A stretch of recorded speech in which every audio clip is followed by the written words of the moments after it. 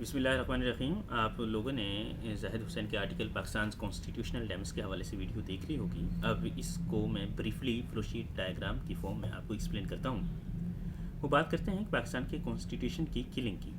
इसके हवाले से वो 5 बातें करते हैं। एक तो ये कि जो 27th कॉन्स्टिट्यूशनल अमेंडमेंट होने जा रही है, इसके इम्पैक्ट्स क्या होंगे। दूसरा, पार्लियामेंट एंड पॉलिटिशियंस का क्या रोल है इसमें। तीसरा, हिस्टोरिकल कंटेक्स्ट और कॉन्स्टिट्यूशनल सस्पेंशन जो पाकिस्तान में होती रही है उसको देखेंगे। तीसरा, पीपल्स पार्टी जो कॉन्स्टिट्यूशन का डिफेंडर रही है हमेशा से, उसने किस तरह से बिट्रे किया है और फ्यूचर चैलेंजेस क्या होंगे इस अमेंडमेंट के। अच्छा जी, सबसे पहले इम्पैक्ट ऑफ 27th अमेंडमेंट को देखें तो इसके फॉलोइंग इम्पैक्ट हैं। एक तो कॉन्स्टिट्यूशन डैमेज होगा और प्राइटोरियन स्टेट की तरफ शिफ्टिंग होगी। अभी बताता हूँ प्राइटोरियन स्टेट कौन सी है। उसके बाद जुडिशरी का स्टेटस चेंज होगा। कुछ प्रोविजंस जो कॉन्स्टिट्यूशन के ख़िलाफ़ थी, जमहूरियत के ख़िलाफ़ थी, उनको इम्यूनिटी मिलेगी, उनको दिफा मिलेगा। इसके अलावा मिलिट्री लीडरशिप चेंज होगी। सबसे पहले हम कॉन्स्टिट्यूशनल डैमेज को देखते हैं। तो इसमें जो डैमेज होंगे वो ये हैं कि एक तो कॉन्स्टिट्यूशन को वर्चुअली मर्डर कर दिया जाएगा, इसका कत्ल कर दिया जाएगा एक तरह से, और ये पाकिस्तान की हिस्ट्री में एक डार्केस्ट मोमेंट है।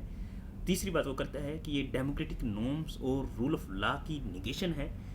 और चौथी बात वो करता है कि ये फेडरेशन जिसके तहत तमाम सूबे आपस में जुड़े हुए थे उनको वीकन करेगा। इसके बाद प्राइटेरियन स्टेट की तरफ कैसे शिफ्टिंग हो रही है, वो ये कि ये प्राइटेरियन स्टेट ऐसी होती है जिसमें सिविलियन सुप्रीमेसी को कंप्रोमाइज़ किया जाए। और इस प्राइटेरियन स्टेट में शिफ्टिंग के हवाले से जो ये वाली अमेंडमेंट है, ये एक तरह से कॉन्स्टिट्यूशनल कवर दे रही है और सिविलियन रूल को, जो ऑटोक्रेटिक रूल्स हैं, उनको सरेंडर कर रही है। इसके बाद दूसरी चीज़ हम देखें जो जुडिशल स्टेटस के हवाले से हमने बात की थी, वो ये है कि जुडिशल स्टेटस जो है वो कम्प्लीटली एक तरह से डिमोलिश हो रहा है। इसके बाद अगली बात वो इम्यूनिटी प्रोविजंस की बात करता है कि इसकी वजह से जो 5 स्टार आर्म्ड फोर्सेस के ऑफिसर्स हैं उनको लाइफ टाइम इम्यूनिटी दी जा रही है और प्रेसिडेंट जो है उसको लाइफ टाइम इम्यूनिटी दी जा रही है। इसके अलावा बहुत से इलीगल इश्यूज़ एक्शंस को इम्यूनिटी दी जा रही है। देन अगर मिलिट्री लीडरशिप के हवाले से बात करें तो जो चेंजेस आई हैं इसकी वजह से वो ये है कि आर्मी चीफ जो है उसको अनप्रेसिडेंटेड पावर्स दी जा रही हैं और आर्मी चीफ को फील्ड मार्शल के रैंक पे एलिवेट किया जा रहा है। देन आर्मी चीफ की जो टर्म है उसको 5 साल तक एक्सटेंड किया जा रहा है। मोर ओवर इसके अलावा और भी एक्सटेंशन के हवाले से कुछ सर्विसेज प्रोवाइड की जा रही हैं। ये तो हमने इसके इम्पैक्ट्स देख लिए। देन हम देखते हैं role of parliament and politician जो इस अमेंडमेंट को करवाने में हेल्प आउट कर रहे हैं। इनमें सबसे पहली चीज़ है कि इसका जो प्रोसेस है जो सेनेट से पास हुई है ये बड़ा शेमफुल है। और इसको मज़ीद देखें तो इसमें वो ज़ाहिद हुसैन बात करते हैं कि ये पार्लियामेंट से पास हुई है। इसके बाद rush through parliament with secrecy और लॉ मेकर जो हैं उन्होंने पपेट्स के तौर पे एक्ट किया है इसमें।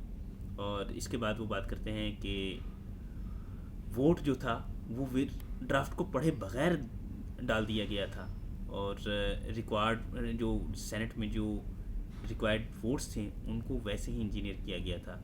इसके बाद हाइपोक्रेसी एंड बिट्रेल की बात करें तो वो बात करता है जो अब डेमोक्रेसी की बात की जा रही है वो एक तरह का खाली ढोल पीटने वाली बात है। इसके बाद वो बात करते हैं कि पॉलिटिशियन जो हैं 1973 के कॉन्स्टिट्यूशन को प्रेस तो करते हैं लेकिन इसको किल भी कर रहे हैं, ये एक हाइपोक्रेसी है। इसके अलावा वो जो एक हाउस के अंदर मौजूद हैं जिसका मकसद पार्लियामेंट जो मुल्क के अंदर डेमोक्रेसी को मेंटेन रखना है। अच्छा जी, इसके बाद लेक ऑफ कंसल्टेशन की रखी गई है इसमें। लेक ऑफ कंसल्टेशन की हवाले से ये है कि lawmakers likely not to consult on amendments, senior PML leaders इसकी प्रोविजन से अनअवेयर रहे और फेडरल मिनिस्टर्स जो हैं उनको भी लूप होल में रखा गया। अपोजिशन का क्या स्टेटस रहा, अपोजिशन जो है उसने इसको बाइकाट किया, ठीक है, और बाइकाट करने के लिए फोर्स भी किया।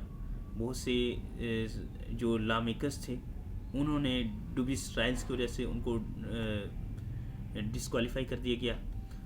अपोजिशन ने ये है कि उन्होंने इसको डिस्करेज ही किया है। अगर हम इसका हिस्टोरिकल कंटेक्स्ट देखें तो पाकिस्तान की हिस्ट्री के अंदर मिलिट्री डिक्टेटर्स रहे हैं। मिलिट्री डिक्टेटर्स ज़ियाउल हक और मुशर्रफ की वो मिसाल देता है। ज़ियाउल हक के बारे में वो कहता है कि इसने कई दफ़ा पाकिस्तान की कॉन्स्टिट्यूशन को सस्पेंड किया, एब्रोगेट किया। मुशर्रफ के हवाले से वो बात करता है कि मुशर्रफ ने 1999 में और 2007 में इसको सस्पेंड किया, और इसके अलावा second move did not gate legal cover, जो दूसरी दफ़ा उसने किया था उसको लीगल कवर नहीं मिला था। इसके बाद करंट जो पाकिस्तान के पार्लियामेंट का एक्शन है उसने भी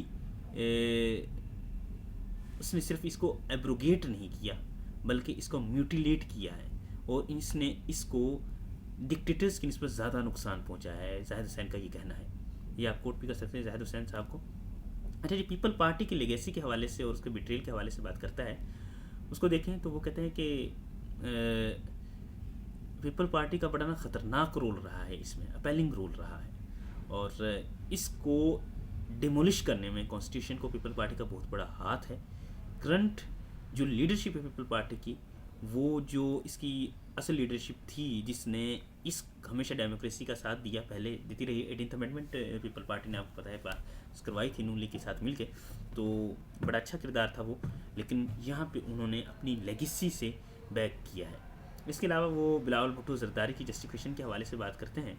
वो कहते हैं बिलावल भुट्टो जरदारी जो हैं वो चार्टर ऑफ डेमोक्रेसी का हवाला देते हैं और कॉन्स्टिट्यूशनल कोर्ट की आर्गूमेंट देते हैं, और इसके अलावा वो कहते हैं कि amendment negates charter and leads to authoritarianism.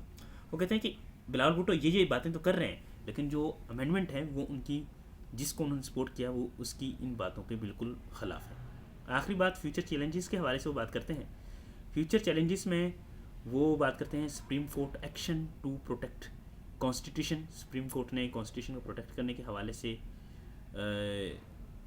जो एक्शन लेना था वो नहीं ले पाएगी। Supreme court autonomy after accepting 26 amendment 26 amendment, आपको पता है उससे भी सुप्रीम कोर्ट की जो पावर्स थी वो काफ़ी कम हुई थी। और हिस्ट्री विल जज करंट लीडरशिप डिफरेंटली। अब